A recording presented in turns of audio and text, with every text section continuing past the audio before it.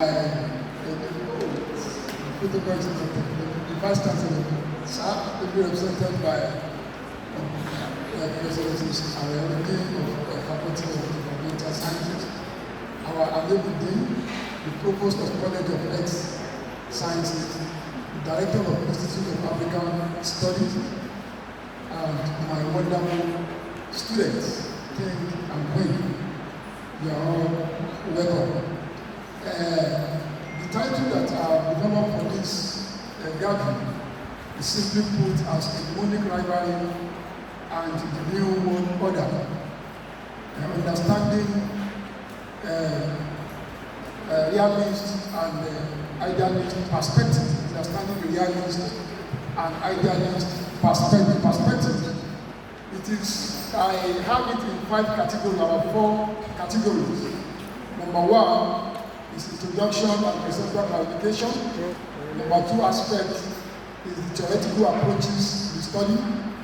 Then number 3 is the reality of international politics. Then the final aspect is the recapitulation of the entire piece. So, from the introduction, it is quite unfortunate today that most students and scholars often analyze international politics with emotion. And when it comes to international politics, you have to set your emotion apart. And that has been the argument between the realist and idealist theories of international relations. From the standpoint of introduction, when we talk about New World Order is not a concept that actually came from the sky, but it became a popular concept after the Cold War. So when America became the hegemon of international politics. If you look at the origin of the international system from Napoleonic War, because what we call international system today did not fall from the sky. Even America as a country did not fall from the sky. If you look at the international system today, from Napoleonic War to 30 years agonizing war that dominated international politics in the Holy Roman Empire, to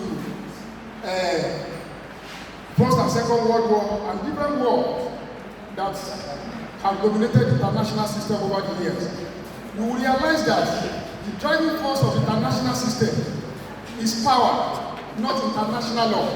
When you are talking about international politics, you might be emphasizing law, municipal law, domestic law. That's where you talk about when law becomes so potent and effective. But when it comes to international politics, you have to set aside your emotion.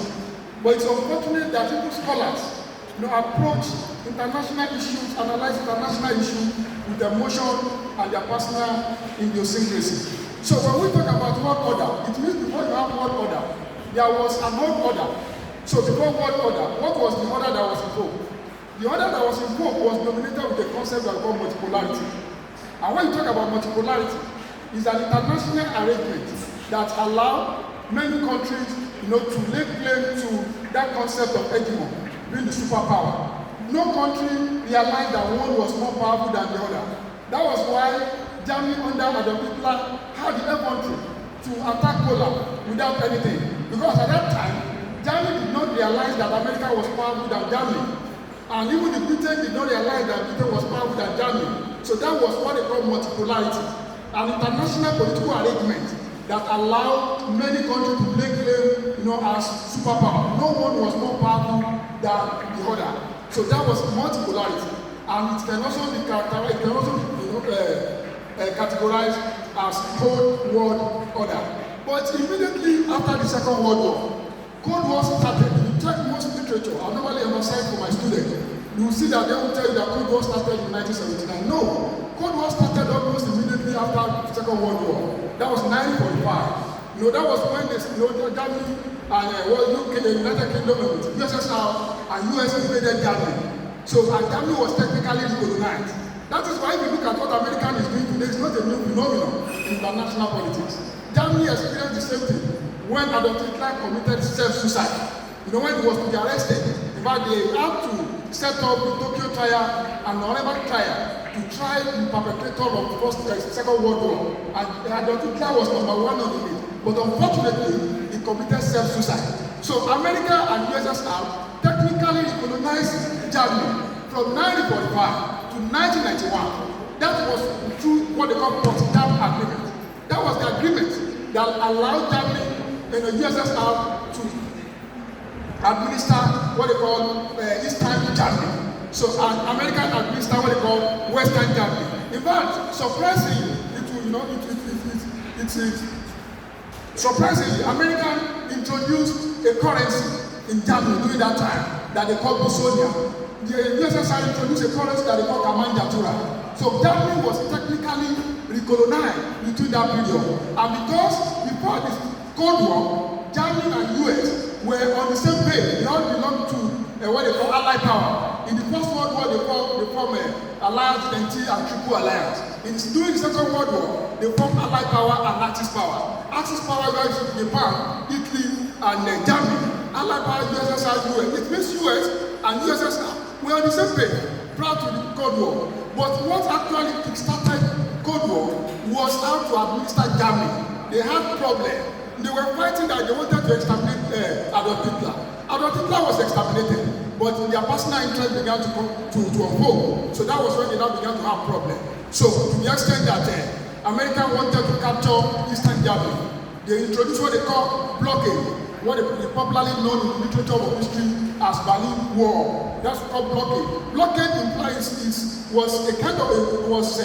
happened during the Cold War when the USSR prevented US from accessing, because people in Eastern Germany, they were facing serious hunger and starvation. People in Western Germany were smiling to back, they were enjoying. So people wanted to move from Eastern Germany to Western Germany. So USSR realized that they introduced what they call blockade. And America now began to introduce what they call Berlin Airlines of 1948 that throwing food from the sky because they would not allow them to access the land. So immediately after the Cold War, the actual world order that we are talking about today emerged, but not in this form. That was when America became the hegemon. There is a theory in international relations that they call balance of power theory. That theory talks about in international system, scholars believe that there must be a referee, that if you are playing the football now, and you have first 11, another first 11, there is no referee. It will just be a replica of anarchy. There will be order, or that if you don't know, there will be order, there will be procedures and order. So that was exactly the role of the balancing and balancer. Americans have been performing the role of balancer right from the Cold War, when the USSR collapsed. The USSR was a union of about 14, so and it was disintegrated in 1991. So that was when, after the unification of Western and Eastern Germany. Assuming they did not unify Western and Eastern Germany, what we will have seen today will have been Eastern Germany and Western Germany. If you are traveling to Germany, people will have asked, which Germany are you going to? But because of that unification, it was the same unification they were unable to do in Korea, during Korean War. So when America and USSR created what they call Archy, and they were to unify Korea, you see what we have in Korea today. America was in South Korea during that period. That is why till today, South Korea remained the ally of US. North Korea remained the allies of USSR. It was at the peak of World War II that they formed NATO. Then America, the USSR formed Warsaw Pact. But unfortunately, Warsaw Pact had collapsed like a pack of cards. But NATO is still in vogue today. Because America realized that the driving force of international system, in international politics, they don't make game. In international politics, they don't do nice club. What they do in international politics is the potency of your power. It's the potency of your power. The same way this Venezuela was the sovereignty was abused recently, as my prof has rightly pointed out, was the same way America invaded Korea Peninsula. USSR also invaded Korea Peninsula. The same way they invaded Afghanistan, nothing happened. The same way they invaded Cuba during the Cuban Missile Crisis of 1962. The same way they supervised the killing of this president of Libya, and nothing absolutely happened. And that has been the argument of realist theories of international relations. Realist theories of international relations is emphasizing the potency of power at the detriment of law. Don't advocate law. Why there are law? There is not every aspect. Even there are laws of sea. The coastal law, there is hardly any aspect in the international system where you don't see a particular law that regulates it. But countries choose whether to obey the law or disobey the law. Unfortunately, when America is not a member of International Criminal Court. That is the only fundamental court in the world today that can actually deal or punish any perpetrator of war. But unfortunately, America is not a member. And if you want to join international organization, it is not based on compulsion. Number one, it has to be formulated. It has to be ratified, then you implement. Don't forget that America was the one that actually formulated the Treaty of Versailles, the treaty that established the League of Nations. But unfortunately, America did not join the League of Nations because it was not ratified by the Congress. I don't know whether the students are following. So, International Criminal Court, America is not a member. So, there is when they wanted to enter US to actually investigate the role of America in Afghanistan. Because America was in Afghanistan for close to 2 decades. That was the longest war that America fought on the global scale, the longest war. President Trump did not allow them to do that.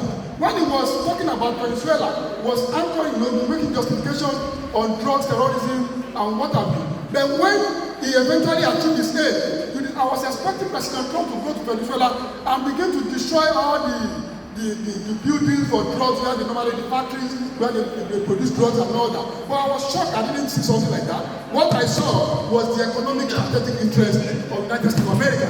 So that has always been on the ball. And that is why America is not a country that anybody can toy with. While other peripheral countries, are busy investing their resources and all that, America on a daily basis, America has developed weapons that can wipe out the entire universe in an instant. There is a weapon they call hydrogen. In fact, in my former university, I was at the point of partnering with people in pieces and all that. America has developed weapons that even as a Christian, I begin to realize that even the coming of Jesus Christ might coincide with the use of nuclear weapons. When Americans use atomic bomb in Hiroshima and Nagasaki, atomic bomb is the list of bombs. If you look at the hierarchy of bombs, it wiped out Hiroshima and Nagasaki. Close to 1 million people died. Americans still, they have not used 0.1 of their weapons. So that, and people ask them, why are you fighting on the bomb? That's because the potency of the international system is power, not international law. If you disobey international law, the only thing that can make you to stand for international system is the power. If the balancer is checking the balancing, who will check the balancer?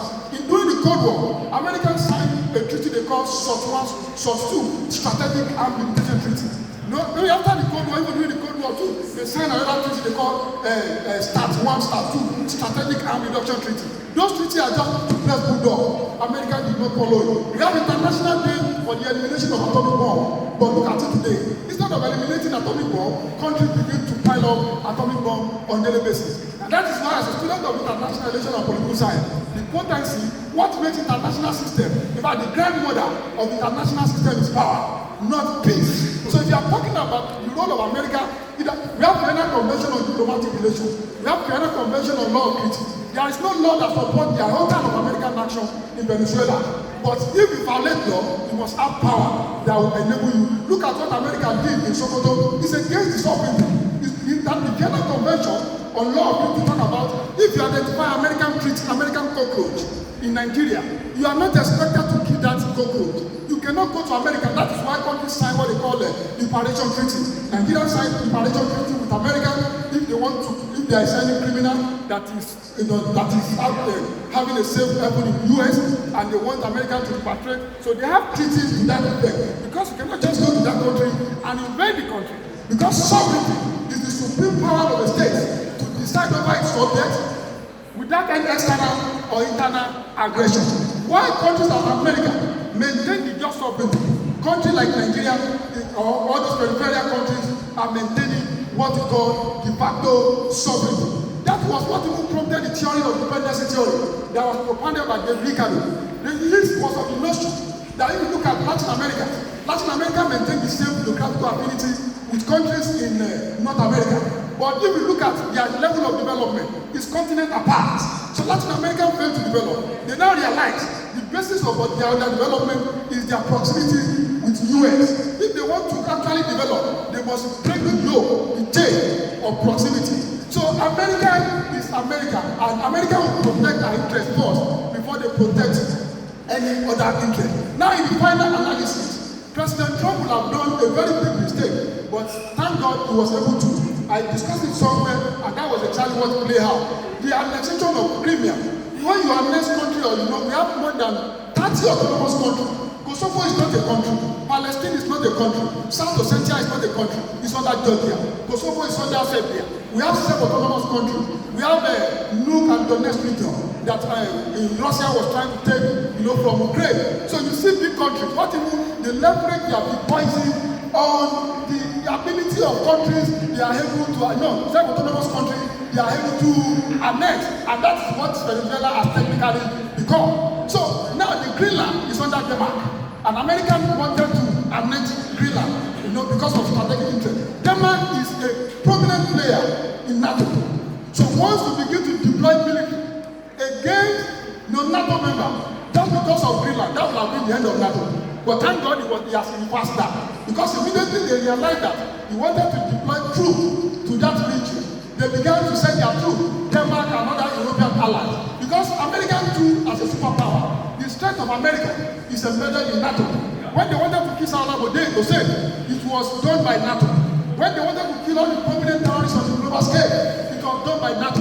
When they wanted to kill Soleimani, they sought for the cooperation of NATO. So if you now want to fight Denmark, Denmark is a prominent member of NATO.